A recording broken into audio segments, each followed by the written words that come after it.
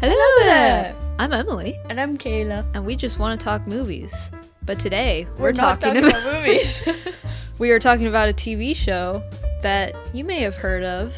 It was popular a few years ago. We are breaking down Breaking Bad. Say my name. We need to knock off Breaking Bad. This is our music. Own private domicile, and we will not be harassed this episode. Bitch. Okay. We are Jesse Pinkman stans in this house. He's my favorite character. I want to preface this by saying that. I'm probably going to be talking a lot about my love for Jesse Pinkman. Basically, we're going to break down the first 3 seasons this episode. I'm going to go over some, behind-the-scenes fun facts. We're going to go into some of the symbolism, some of the color symbolism specifically, and then we're just going to point out a few of our favorite moments, our favorite episodes of each season. It's going to be a ball. But before that, the news. Okay, so my news is we finally got official pictures from We Buried the Dead, Daisy Ridley's zombie survival movie. Oh my god, Miss Daisy with an axe ready to chop some zombies up. This looks so good. It is going to be premiering at the Adelaide, however you say that, film festival in Australia later this year. Adelaide. Do not live in Australia, so I can't go and see it. But hopefully that means it will be released here next year, possibly. But yeah, very exciting. Next, we got the official trailer for Terrifier 3. No. Wow, it looks like something else. This is something else. Art is Santa. He's a Santa killer in this one, so that's super fun. Love that. He's got his shades. He's got a chainsaw. He got a hold of a chainsaw this time around, so wow, that's gonna be something. I'm intrigued. I thought the second one was quite good, quite a step up, so I'm interested to see this one. Step up to the streets. It was the step up to the streets for Terrifier. These movies are for the streets. That's what I have to say. Yeah, it's exciting. We got a new big slasher dude, so that's always cool. That's what we're always asking for. That's fun. We got the full Megalopolis trailer. Did we? I didn't even watch it. I didn't even know until I randomly looked it up one day. I'm like, oh, I missed that. But anyway, I watched it, and it looks about what I expected. Pretty bad. It's gonna be one of those things where either I'm gonna get it and be like, this is so cool, or I'm gonna be like, this is the most boring, pretentious thing I've seen in my life. That's a lot of Adam Driver's movies. Yes, precisely. So, that's actually probably gonna be the next movie we see in theaters, if it comes to our theater, which I think it will. Really? There's nothing else before that? No. This year is crapola. And finally, as you all probably know, The Acolyte has been officially canceled. Yes, or that news came... Not greenlit, I guess. Yeah, that news came, right after we filmed the last podcast episode, so it's kind of out of date now, but tis to be. Tis official. Yeah. Can't say I shed any tears. Just, that whole thing was a mess. It was very bad. And I wish it wasn't. Anyway, over and done, and we can all move on, thankfully. Yeah. Your news. My news. I have a lot of news about Millie Bobby Brown. She has many things coming up in 2025, I guess. So the first thing that we got is that she is going to be starring in and producing a film adaptation of her novel that she came out with last year, called 19 Steps. I'm very excited because I enjoyed the novel. We can talk about ghostwriting because it definitely was ghostwritten, but she at least has been giving more credit than most to her ghostwriter, which I guess it's progress. Anyway, is her ghostwriter Nicolas Cage? Oh, ghostwriter. Ghostwriter. He's everyone's ghostwriter. The second piece of news, I'm excited to see the film adaptation. The second piece of news is Enola Holmes is officially going to start filming in the beginning of 2025, so probably as soon as she's done with Stranger Things. Oh. The last piece of news is the Electric State, her Chris Pratt movie, is going to be released in March of 2025. And yeah, maybe on my birthday. Yeah, another March. Another Kayla's birthday movie. Speaking of Finn Wolfhard, I'm very excited for, okay? His feature film directorial debut is going to be in theaters in 2025. Ooh. And I'm so excited. It's called Hell of a Summer. It's basically a camp slasher movie, so I'm ready to eat it up. You'll love to see it. I hope it comes to our theater. I don't know. It might be limited. Who knows? We shall see. More Stranger Things news. I'm trying to go slower because it's really hard to edit the little sting that I have when I go so fast. Okay, so Sean Levy, I still don't know how to pronounce his name. Levy. Has blessed us with more behind-the-scenes photos. We have Finn Wolfhard and Maya Hawke on set in front of a blue screen. Probably big effects happening. Finn Wolfhard has a big bruise painted on his face. I'm scared for Mike Wheeler. Then we have a black and white moody photo of David Harbour's back. Oh. And then we have this weird shadowy photo. It's clearly Lucas, aka Caleb McLaughlin, because of the hair. You can tell it's the flat top. I don't know where they are. I want to say a hospital because I kind of have a feeling he's gonna be there a lot this season, but there's like weird what would you call these little scale things? Oh, meters? Yeah, there's weird meters in the background, which makes me think it might be the radio station set, but who knows. Then there's just a bunch more photos of the red lighting that I've been talking about. They're doing lots of night shoots with red lighting, which is spooky, and I'm excited. And then he also posted to his story a selfie with him and Finn Wolfhard. They're in Hopper's cabin. Interesting. And he put on it, everyone needs a Mike Wheeler in their life. And thank you for the Mike Wheeler love and support. I've needed it because no one else seems to love and support Mike Wheeler like I do. Anyway, that's all my news.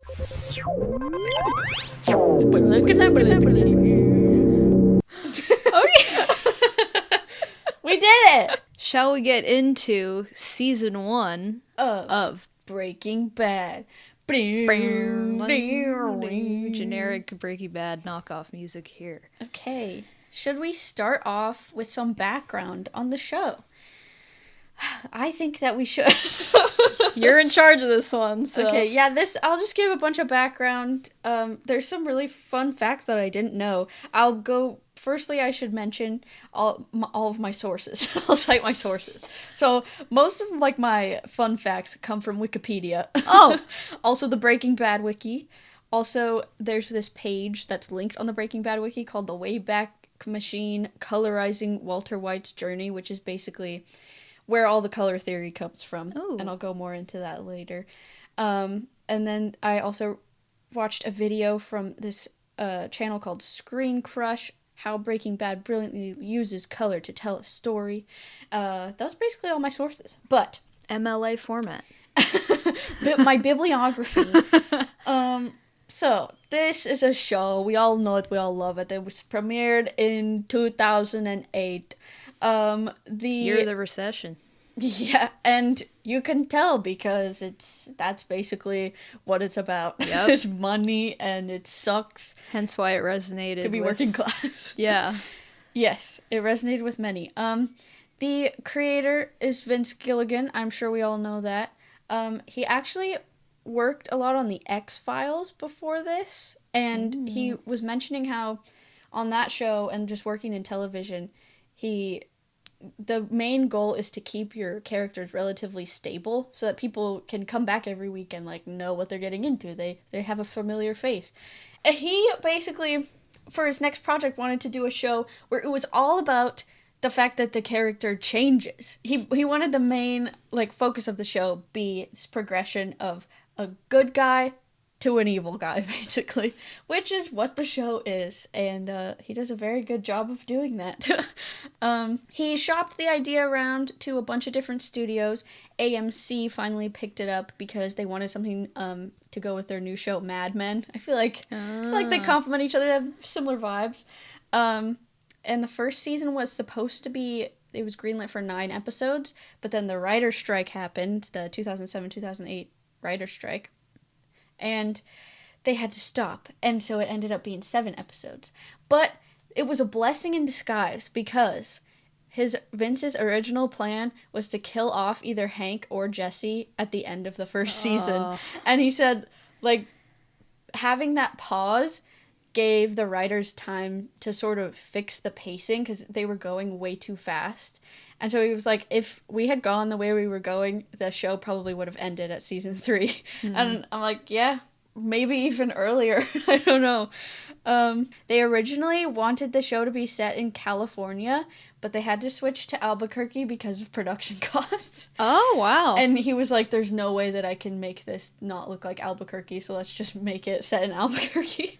And I feel like he also, for cinematography-wise, he was super inspired by Westerns, which you can see a lot of in the desert scenes, and I'm like, it kind of works better in Albuquerque, which there's desert in California, but I feel like, I don't know, the Albuquerque setting just made it work. It made more sense for the story, too. Yeah. Interesting facts about casting. So I'll go over the 3 main players in season 1, obviously, are Walter White, Jesse Pinkman, and Hank Schrader.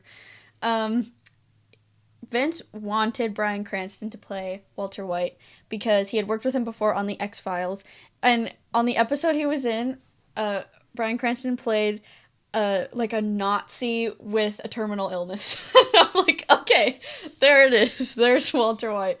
So he wanted someone who could play evil, but also is inherently sympathetic, which is perfect. AMC, whoever, the higher-ups, didn't want Bryan Cranston originally because they'd seen him on Malcolm in the Middle and were like, he's too goofy. He plays the goofy dad. And instead, this is who they wanted. Either Matthew Broderick or John Cusack. Because that's much less goofy. What? Matthew Broderick. Luckily, Vince, I guess, showed them the episode from The X-Files and they were like, all right, that works. Aaron Paul, they also didn't want to be cast as Jesse because he was too much of a pretty boy, apparently. I'm like, I don't know. Maybe at the time he was.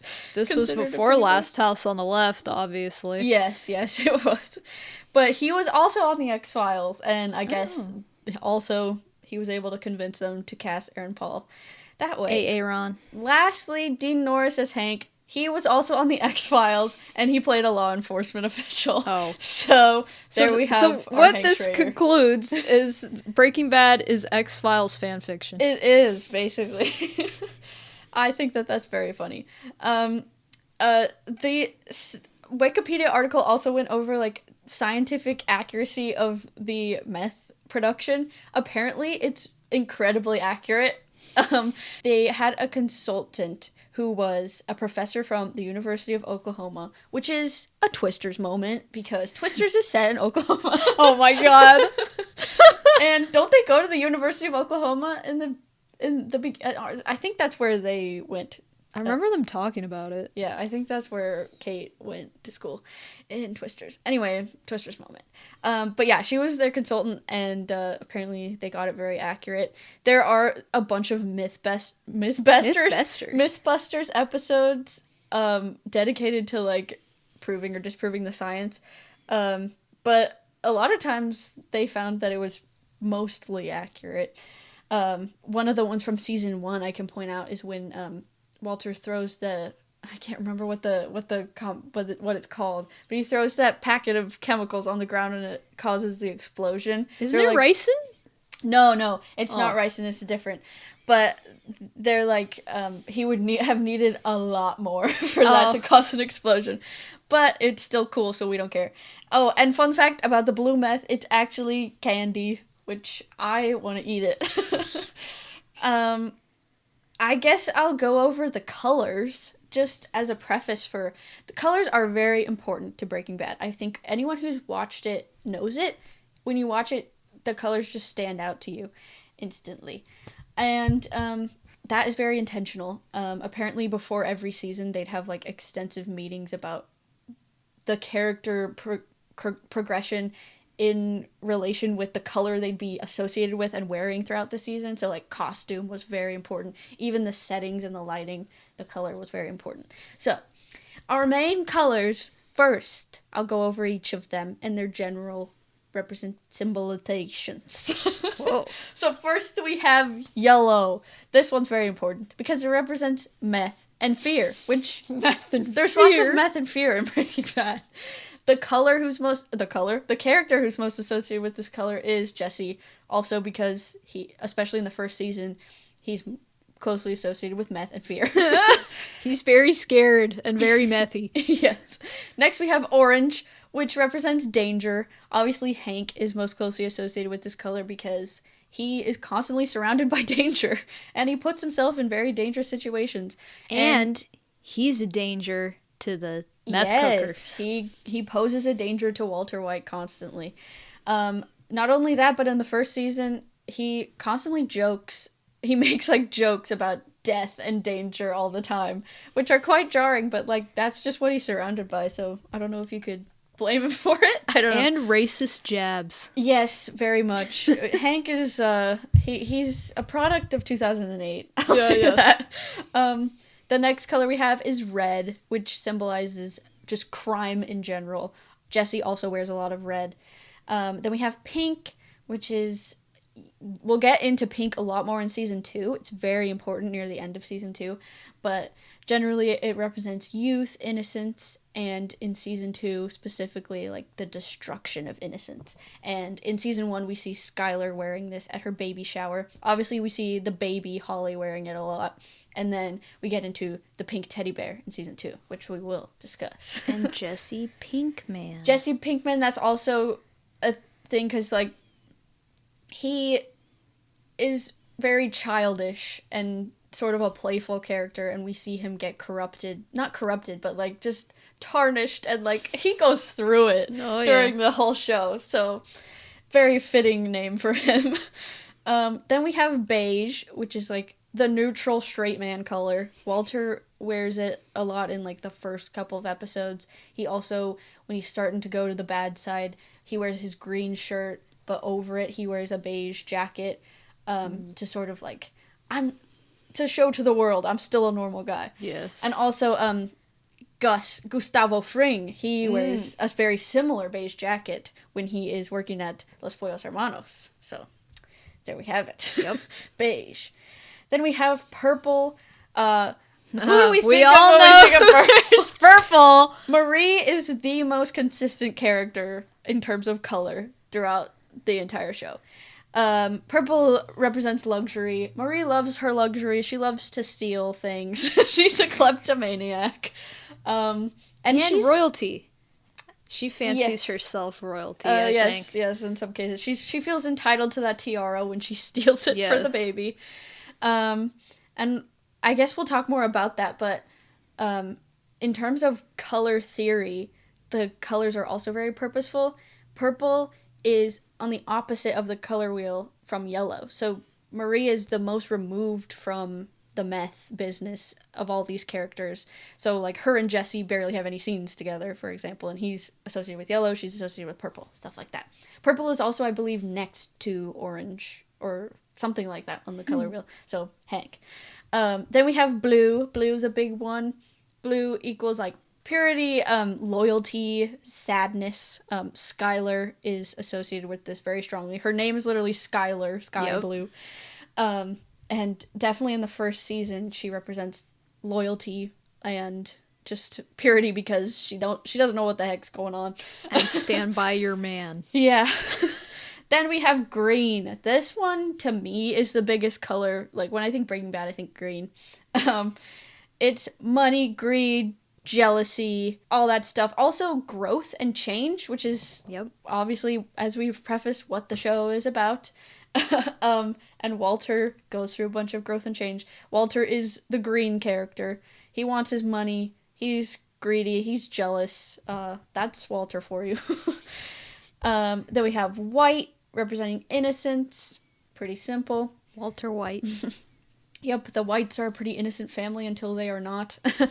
Gray, meaning depression, guilt. Jesse wears a lot of this at the end of season 2 and the beginning of season 3, which lines up with some events that happen. Also, Gray Matter Technologies, the Schwartzes, that's their company, which, like, again, Gray's also associated with revenge. So, like, just the fact that Walter wants revenge. Yes. Then we have Black, like Heisenberg's hat you associated with this. Also Jane later in the series. It represents evilness and death. Oh. And yes, one more thing about the color wheel, because I know we're going on for too long. Very important thing to note about the main relationships in the show.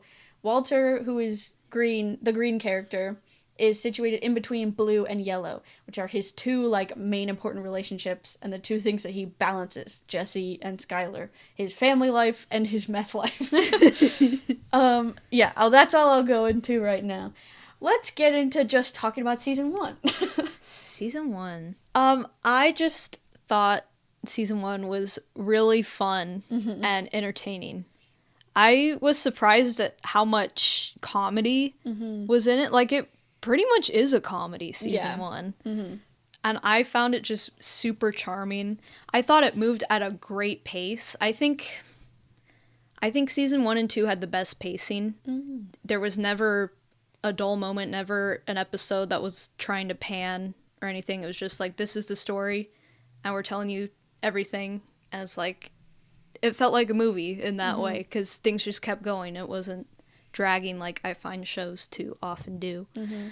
And I think Walter White is such an intriguing character, because I can't say I ever really formed like a connection with him, because I never knew what he was thinking or what his intentions were. But I think that worked so well, because I was always so curious. I'm like, what is he gonna do? And like, why did he choose to do this? And what is going on in his head? Sometimes you can assume, be like, okay, obviously he feels like demasculated by his wife. Emasculated by his wife and the people around him. He feels like he has no control over his own life. So he decides to take control. And even if it's like in private at first, that's enough for him to be like, yeah, I'm cool. But then he starts to want more. He's like, no, I want people to know how awesome I am, because everyone thinks I'm just Joe Schmo who doesn't do anything all day. So I thought as a main character, it was a good choice to not be a person who you would have, like, be likable exactly, or be like, I relate to him a lot. It was just, he was so intriguing that kept me wanting to watch more. And obviously Jesse Pinkman, he's there to be the exact opposite of that. You always know what he's thinking. You always know what he wants. You always know where his head's at. He's there to be funny, likable, like the person who kind of opens it up for the audience, I feel like. And it's like, okay, yeah, here's someone that like you were saying, in TV, there's always the character, like, I know what I'm gonna get with this person. Yeah, I feel like Jesse's very much is that character, for sure. While still being a good character who has development and growth and all that. So I thought that was a really good balance, the two of them. And Walt's family, of course. Walter Jr. Emily loves Walter Jr. Walter Jr. is... I feel the most bad for him. Out of all the characters, he is the most innocent. Never once knows what's going on. Yeah. So he does what he can with what he knows. And he loves breakfast. Don't give him turkey bacon that tastes like Band-Aids. And he wants Cold Stone Creamery. Never got it. Nope. He is the most disrespected. Yep. I swear. But yeah, I liked everything with his family establishing their money troubles, and they're already paying for the son's medical stuff. Mm-hmm. And so then when Walter has medical troubles, that's just more of a reason for him to be like, I don't want to cause any more problems. Mm-hmm. Should we go on to the episode? What episode? Yeah, I can give my brief review. I just remember when I first watched this, falling in love with the chemistry between Walter and Jesse. It's like if Back to the Future were about meth. Yes. Like, it's so amazing. I love it so much. And I do feel like Walter is such an intriguing character because he's smarter than the average person. So you do never know what he's thinking because he's on another level. Obviously, he's a lot more sympathetic in this early season. So I think that is one way to, like, connect you to the character. While you're never, like, at least I was never fully on board with what he was doing, I could understand it. And I felt a lot of pain and sympathy for him. Especially when he finds out he has cancer. Yeah. I think that the way that they shot and did that scene was so great. Again, we get, when he's told about it, he hones in on this mustard stain on the doctor's tie or something. Yep. A yellow mustard stain, may we be reminded. So, like, there's all this cool symbolism that's, like, drawing him towards meth and being a bad person. I feel like a lot of the show in general, but especially the first couple seasons, is a lot about, like, good intentions being corrupted. And while a lot of that is Walter's fault, it's still, like, an intriguing thing to deal with. It's like the human condition. What would you do in this situation? I think a lot of us can relate. A lot of people at the time obviously could relate because of the recession to what he was going through. But it's like sort of like a fantasy. Like, if you could just become this meth kingpin and just deal with all your troubles that way. Like, maybe some of us have thought in that way before, but obviously we wouldn't act on it. So it's interesting to see that progression. It's like when you have, like, you think about that, you're like, what if I did this? Yeah. But then your thoughts, like, spiral, like, but then this would happen. Yeah. This, and that's, like, the whole show. It's like a nightmare of yes. what would happen. Yes. Which is why I love an episode in season 3 that I'm going to talk about a lot once we get there. But anyway, yeah, for now, we will talk about our standout episodes. Emily, what was your standout episode for season 1? It was episode 6, I think. Mm-hmm. The one where he throws the bomb. Yeah, you're like... Yeah. I just remember when that happened, I was like, oh, things are getting real now. Yeah. And I was just so excited. He's Heisenberg now. Yes. It was so fun. Mm-hmm. It was, like you said, like the fantasy. Yes. Because, like, now he's like, oh, yeah, mess with me? How about this? Because at first, you know, he's, like, the new guy on the block, and he's like, I don't know. Yeah. But then he's like, he's not cut out for the business. No, I can stand my ground with these people. And from that point on, I was like, oh, I'm so excited to see what happens next. Speaking of that episode, just, like, the progression of the villains in the show is also so great, because first we have Tuco. He's, like, the base level villain, and he's really goofy, which goes along with the vibe of the show. And then we get into Gus later in the seasons, and it gets a lot darker and, like, creepy. So I think Tuco was a great first villain for the first season, and he's very fun. Just insanity. My standout episode was, I can't remember what number this is. I want to say it's like 4 or 5, something like that. It's called And the Bags in the River. And this is the one where they have Crazy 8 locked in Jesse's basement, and Walter has to kill him, basically. That's his chore for the day. Yep. I think that this is the turning point for me in his character, when he, like, goes to not fully corrupted, but he's getting there for sure. And again, like, the symbolism, the use of color in this episode is just so good. And I also love how it starts with, this episode happens right after the bathtub basically gets dissolved by acid, and then the body of Emilio, which they're trying to dissolve, it's just a bloody mush on the floor. And it starts with them cleaning, Jesse and Walter are cleaning it up, and it cuts to him with Gretchen, his past love, and he's, like, breaking down all the elements in the human body, and then he comes to the conclusion that there's like a certain percentage that's unaccounted for. We don't know what it is. And it is implied that that's the soul. And so I think that it's a very awesome way to start the episode where like he ends up killing someone very much more deliberately than he did Emilio, because that was more like he put some gas in a trailer and then they ended up dying. But this one, he like is fully debating the morality of letting him go. If he lets him go, then his family could be in danger, which is what all of this is about. If he kills him, he's a murderer. And so it's just so good. And the stuff with the plate. So again, my point about this whole show being good intentions being corrupted. That's a really hard word to say fast. Corrupted. He originally is bringing Crazy 8 a sandwich on a yellow plate, and then he falls because cancer sucks, and the plate shatters. So good intention being corrupted. Then Crazy 8 ends up stealing a shard of the plate. Again, Walter is very smart. He throws the shards in the trash, and then he's like, I should check if there's any missing.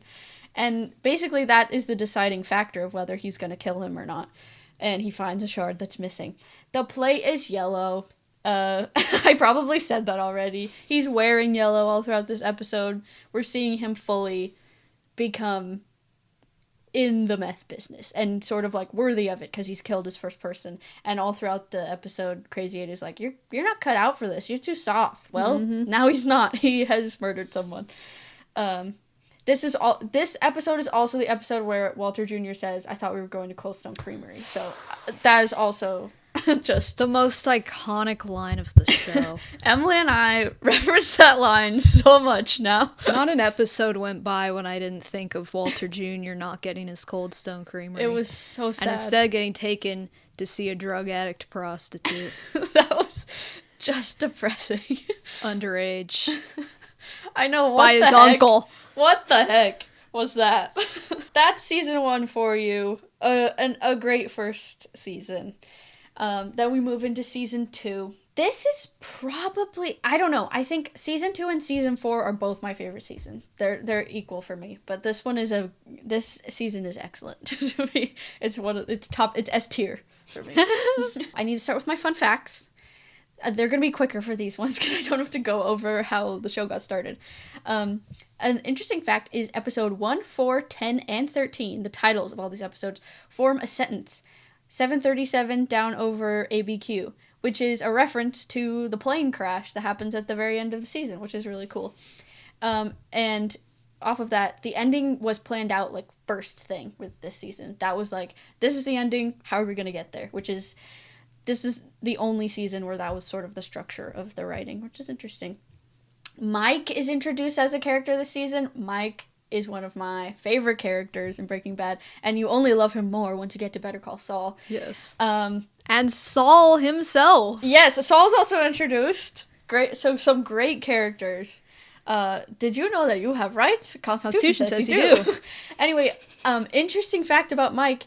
He is only a character because Bob Odenkirk couldn't be in the final episode of season 2 because he was filming How I Met Your Mother. And so they needed another actor. And so they just created this whole character.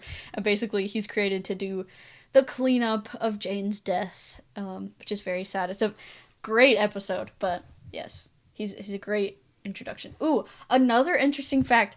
The plane crashed at the end. It was inspired by a real life event. And the air traffic controller who was on duty at the time of the crash is named Walter White. Isn't that crazy? Oh my god. That's according to Wikipedia. I don't even know how true that is, because I was like, huh? Someone's named Walter White? I guess so. I'll go over colors super fast.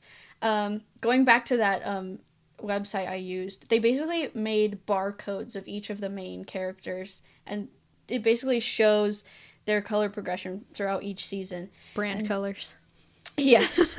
So, obviously, Jane is a new character. She basically only wears black, which is sort of... Her character is there to ultimately die, which is sort of signified in her clothing. Walter's progression, he's got lots of greens in the beginning, and he's talking a lot about money in these episodes because he his time is running out basically at the beginning of the season. He thinks he's gonna die pretty soon, and he's like, I need to make this much money in this amount of time, and then I can not worry about it anymore. So lots of greed. As they start moving up in the business and Gustavo Fring gets introduced, we see some reds and blacks, which is he's getting pulled to the criminal world.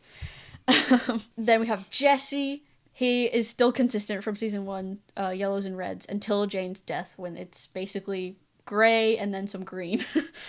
Then we have Skylar. She's blue until she starts to get a little morally gray more. She wears some darker colors because she starts working for Ted Beneke this season, and she's not going to report his false reporting accounting stuff to the IRS. She's also... Doesn't she find out? She finds out about that Walt is keeping something, a very big secret from her. The second phone is introduced. So she's getting a little more pulled towards the criminal world. Hank is interesting. He is very orange up until he witnesses the Tortuga bombing in El Paso, and then he gets very dark, and that kind of stays for like most of season 3 as well. And then we have Pink. Pink is very important because of the whole storyline of Jane, the baby, the plane. Just all of Walter's actions are causing innocent lives to be ruined. That's basically it. And the thing with the pink bear that's interesting is we keep cutting back to it throughout the season. It's a very important symbol. And its eye is also focused on, because its eye falls out and you see its eye. The camera focuses on it a lot. So it's like almost something is watching Walter and being like, this is all your fault. The eyes of fate. Yes, the eye of God. It's like the beginning of Hunchback of Notre Dame when supposedly they're all watching Frollo. Frollo, yeah. Basically, yeah, he's turned into a Frollo character.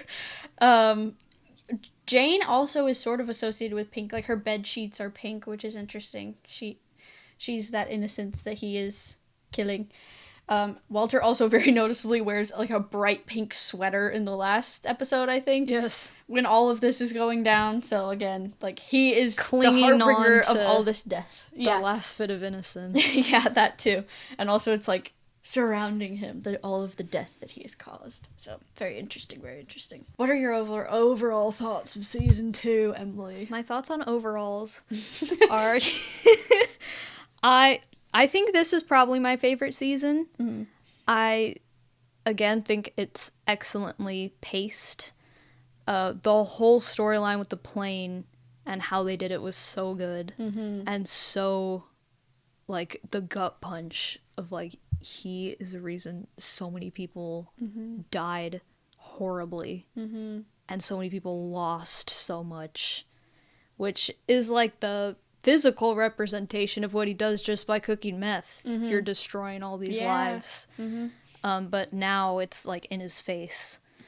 And I just think this season is, like, where the iconicness set in. For sure. There's lots of memes in this season.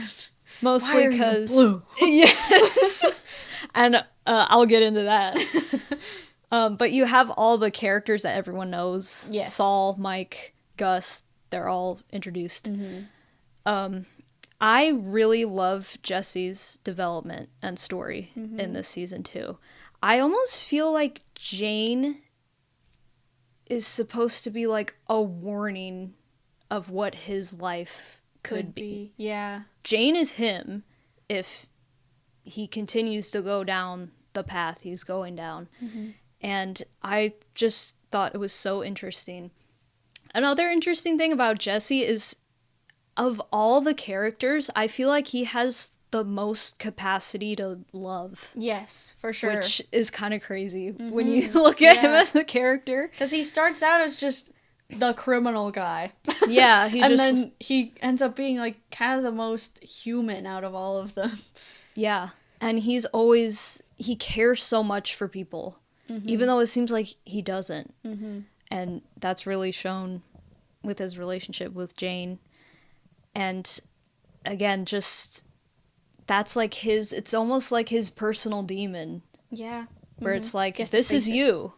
Like with her bad relationship with her dad and everything, and getting into drugs and refusing help, all that stuff. it's like his personal warning sign sent from a higher power. Like, what's that mean? Wake up, wake up. Yeah, there's a lot of stuff like that this season, like the butterfly effect and fate and all that type of stuff, which is super interesting. There's also, by having clips of after the plane crash be throughout the beginning of each episode, is basically saying it's unavoidable. Like, fate, it's done, it's gonna happen no matter what you do. So I loved that. Yes, I 100% agree. This season is very, very strong for me. Again, this season is where I really fell in love with Jesse. You can't not feel so much sympathy for him at the end of the season. Yeah. And I'm just like, I just hated Walter after this season. I was like, we need Jesse to figure out what's going on and get out from under his thumb. And basically the rest of the show is like, you're waiting for that to happen.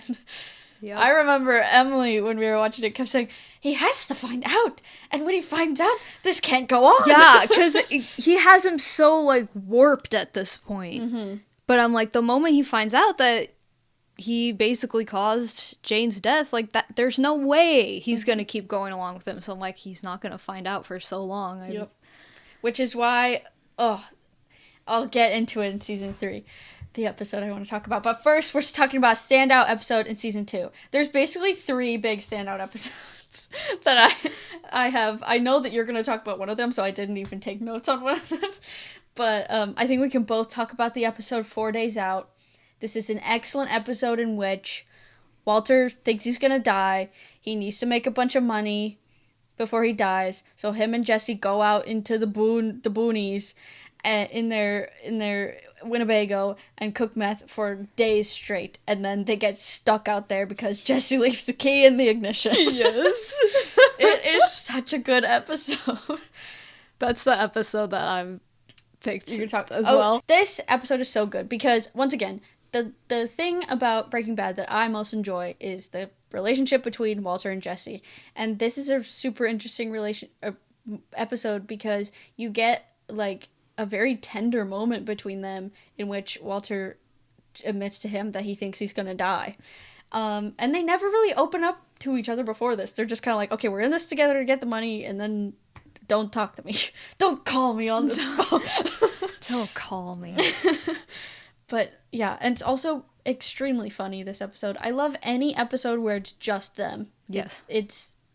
They are the best part of the show for me, and if it's only them, it's a strong episode. That was the episode I picked as well.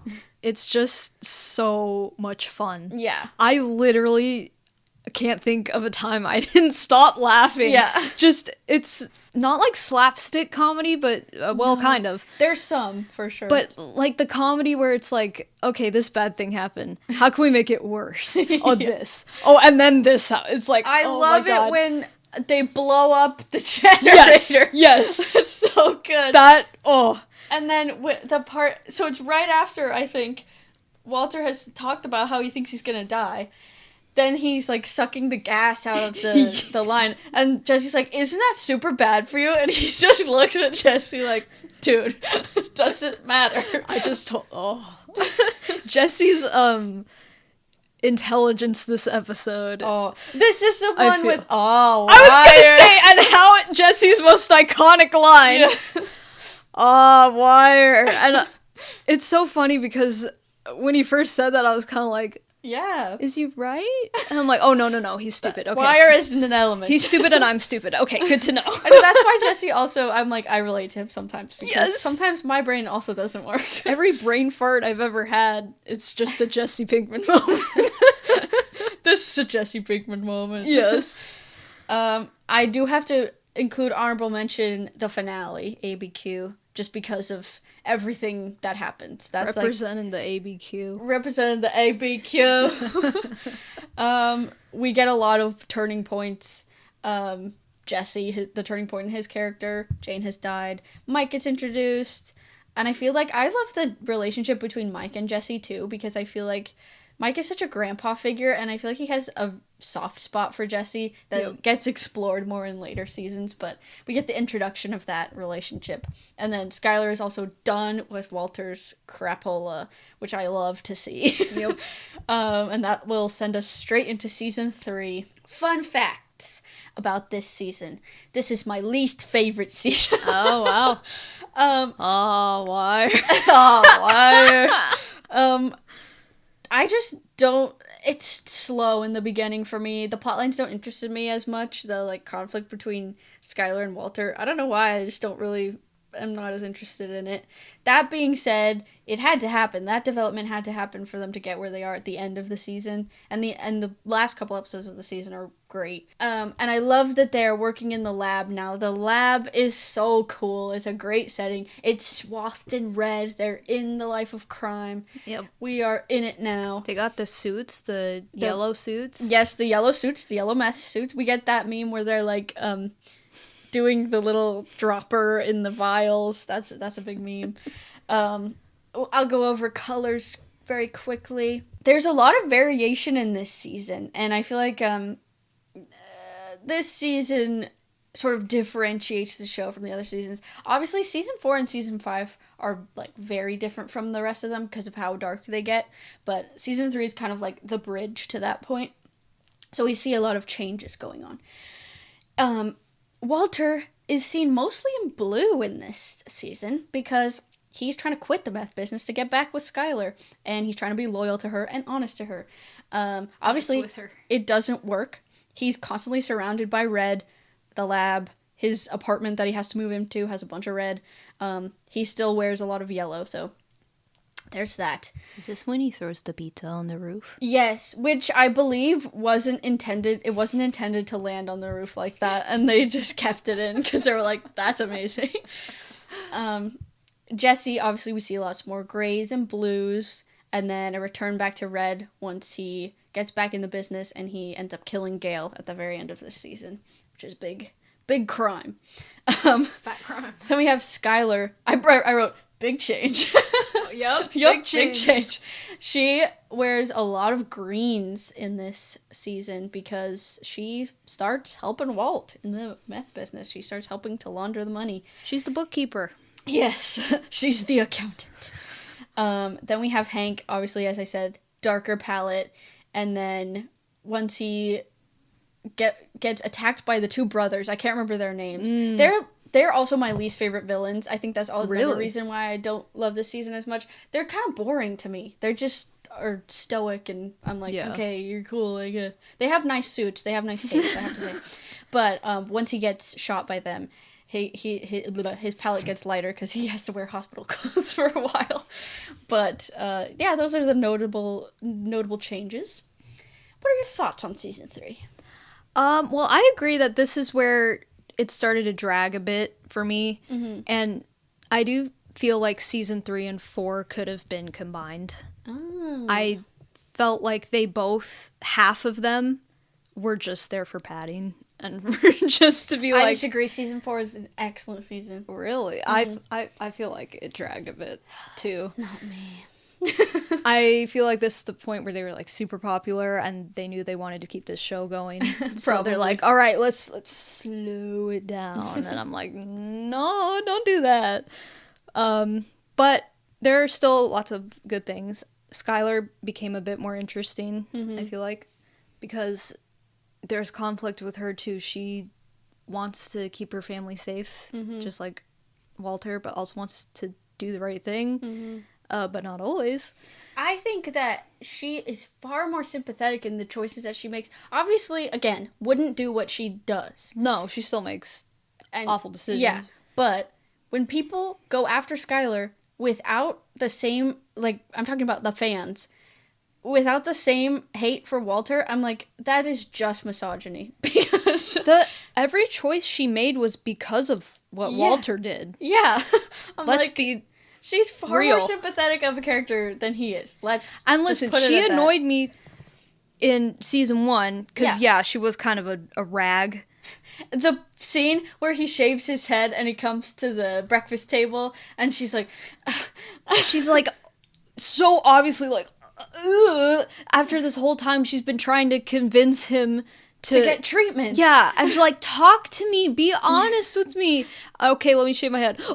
Yeah, I know, that was a bad moment for her. And then she breaks the rules with the talking pillow. Oh wait, you hold the talking pillow, you talk. But then, except for me, I get to talk whenever. So I get it. She was annoying. Suburban mom, for sure. She was a Karen for sure. But as far as all the criminal stuff goes, I can't really fault her that much because she's kind of just working with what she was given by her dumb husband. Mm-hmm. Thank you. But anywho, back to my pleasant voice.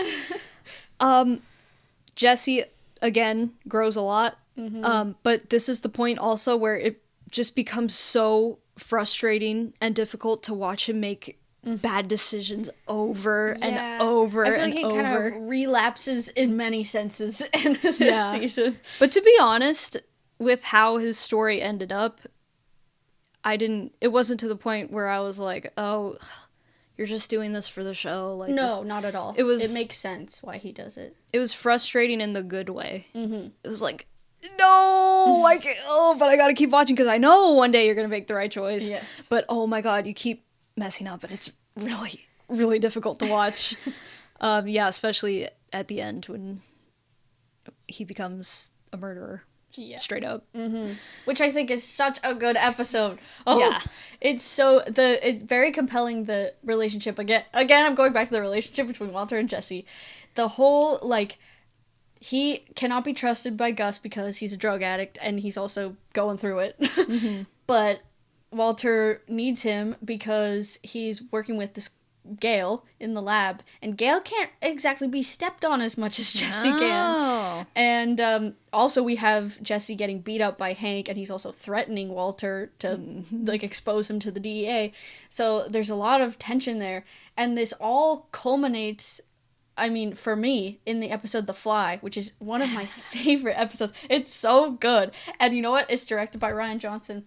Rian Johnson directs some of the best episodes in this show. I have to give him his flowers for that. Dang. But this episode was not going to be made, but they were running out of budget, and so they needed a bottle episode where it was just the two big players in a room basically the entire time. Which, again, that's the best episodes. Oh, it's so good. So I feel like this one is almost a continuation of 4 Days Out, where it's just exploring their relationship. And by this season, so much has happened. Walter has killed Jane. Jesse is skimming meth off the top so he can sell it on the side. So they're both betraying each other in certain ways where basically Walter isn't going to be able to protect him. It threatens their business because Walter can't protect him if Gus finds out, and if Jesse finds out about Jane, he's going to go haywire and things are going to go bad. So it's just there's so much tension in the episode, and it all culminates. Walter can feel all of this, and it all culminates in him going insane over this fly that is in the lab. And he's like, there's a contamination. We can't cook. There's a contamination. We have to get the contamination out. And it's basically him trying to get the contamination in their relationship and in their business out. And it's so good. And there's this amazing moment where Jesse's... obviously there's many funny moments where, Walter full-on smacks Jesse. It straight up turns into Home Alone. Yeah. It's amazing. They're the burglars from Home Alone. It's so good. But my favorite moment is Jesse has crushed up sleeping pills and put it into Walter's coffee or whatever he's drinking, or tea, I can't remember, because Walter hasn't been sleeping, and he's like, dude's gotta take a rest. And Jesse's trying to kill the fly for him, and Walter's almost fallen asleep, and he almost confesses to Jane's death. Yep. And it's so good. That's a moment where your heart literally stops. You're like, and Jesse's not picking up on it, and you're like, dude, please. And he's making this whole speech about what's the moment that I should have died? I should be dead by now. And it should have been right after Jane died. And it's so good because it's yes, because from that moment onward that things can't end well. Yep.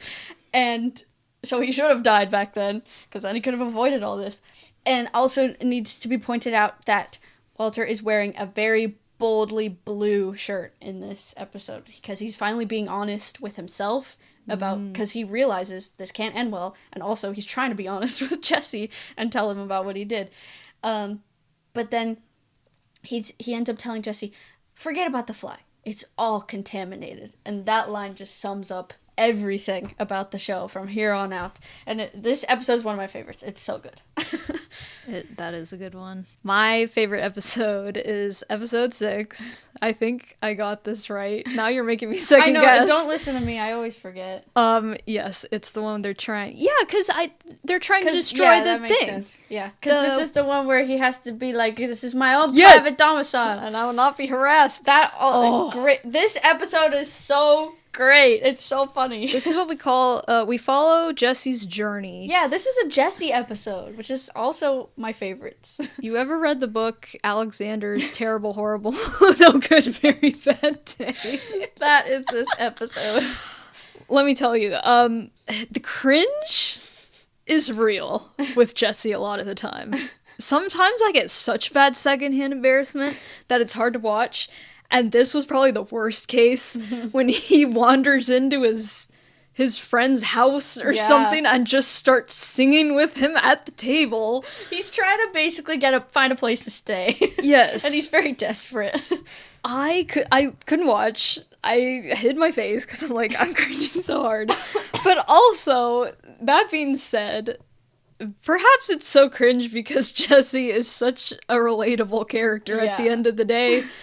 He's all of us in our cringe emo phase that I know we all went through. We all wrote Fallacies, the song, at one point. The song that he continues to sing through the whole show, by the way. And I think, does he sing it in El Camino? I feel like it comes back in El Camino. That might have just been me dreaming, but I also think it, so... It was either a shared hallucination or it I did feel like happen. he sings it in a flashback. Yeah. I can't remember, though. But yeah, this episode, just about Jesse messing up. Mm-hmm. It culminates in him trying to sneak into, like, the junkyard or something, and he falls into a porta potty, and all the blue chemicals and stuff wash over him. And that's pretty much a representation of his character at this point. No matter what he does, no matter what he tries to do, trying to pull himself out of where he is, he's gonna end up in the toilet at the end of the day. Also, I hate to always bring it back to colors, but him being, like, soaked in this blue is his loyalty to Walter White, basically making his life hell. Yep.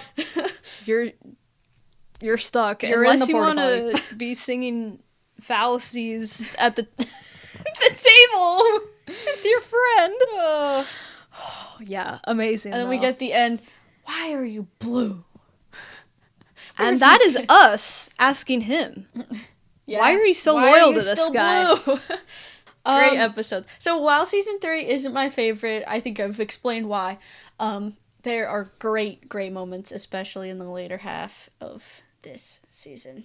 I would also like to say, because I missed it in my notes, I like how much more Hank gets involved as the story goes on, because I feel like in the first season, and even the second season, really, he's kind of removed. Like, he's a threat. Yeah, but he's not on to them as much. In this one, he starts to really get into it, especially with the two dudes who try to kill him. And that was like, I love in stories when you set up all the characters and you spend time kind of building them up, and then you start to interlace the storylines. It's like, oh, they're all gonna know what's up now, and that's it's why exciting.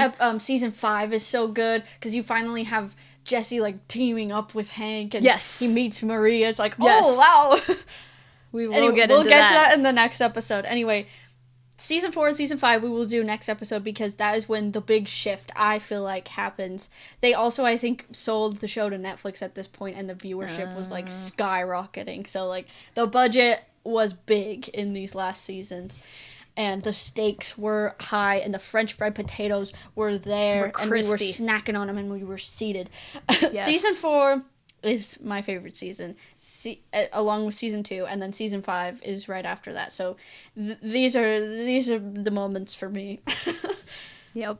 And we will get into it in part 2 of our breaking down Breaking Bad. We will also discuss El Camino. Yes. Because El Camino's the Chef's finale that we all deserved. Yes. As Jesse Pinkman stands. Yes. There we are. Anyway, So, what a pleasure it's been. yes.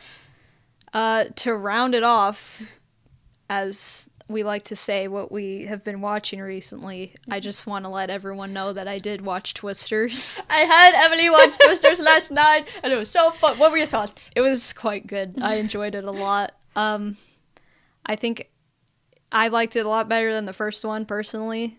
Minus the fact that there are no practical sets, which sucked. But The pool the pool scene though. I mean, like, the scenes were cool, but as far as like, cool. they didn't look like, when you watch the original film, like, that stuff is real. That's falling on them and everything. And the stuff, I can't emphasize them driving through fire and driving through the house enough. Like, that stuff, nothing compared to that in Twisters. And we were missing flying cows. We were. Which was a shame. They just had rodeo bowls, which is like animal abuse. Yeah. I don't like the rodeo. I don't support it. No. And I am not a cowboy gal at all, but I have to say, Glenn Powell really won me over. Yeah, he was so charismatic in this movie. I loved him. He's quite charming as an actor. Mm-hmm. And yeah, the enemies to lovers, just on point for sure. Very good. Watching it again and knowing like what was going to happen, I was like, this is developed so beautifully and cutely. It was really, really good. It was exactly like a book I would read. Literally. It was nice. Yeah. I liked it. And death. Thank you. There's actual death. There's actual steaks and French fried potatoes, which I felt was missing in the original. Yeah. Hardly anyone died. Only people the villains. Yeah, the bad guys.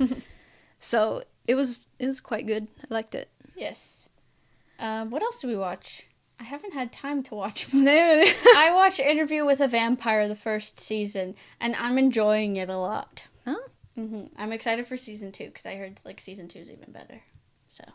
Nice. Very excited. It's making me want to read the book because I know that the show is a lot more following it more closely than the original movie, which I don't really like the original movie. There's a bunch of books, right? There's like 13. So at first I was like, how long is this show going to be able to go on? And then I'm like, oh, never mind. Yeah. It's going to be able to go on for a while. Because all with the one guy, right? Lestat? Lestat is Louis is the guy who gives the interview. Lestat is his vampire lover. Yeah, the vampire. That's the guy who's in all the books, though. Is Lestat. I think. I don't know much about the books, but I'm excited. That's what I've heard. Anyway. I thought the actors are so good. I love the guy who plays Lestat. He's so good and he's so funny. All right, so as always, follow us on TikTok, Instagram, and Facebook so you can stay up to date on everything, news on the latest episodes, and whatever fun stuff we might post. But that will do it for this episode. And we will catch you on the flick side.